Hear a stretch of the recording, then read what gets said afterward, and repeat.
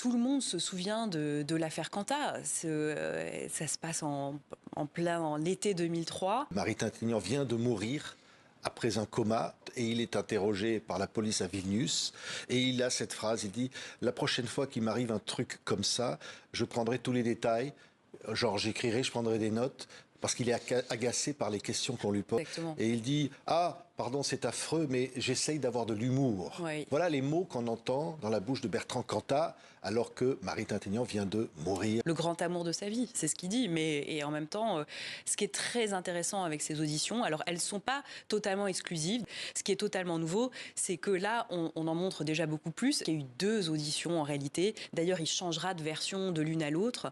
Ce qui est extraordinaire dans ces images, c'est non seulement ce qu'il dit, vous en avez cité en effet un extrait, mais c'est son langage corporel. Ce qu'on n'avait pas vu, c'était les yeux qui se lèvent au ciel, c'était des mouvements d'agacement, des gestes, on a les l'impression petits regards. qu'il est encore la star de rock et il ment. Exactement. Surtout, on le sait après l'autopsie.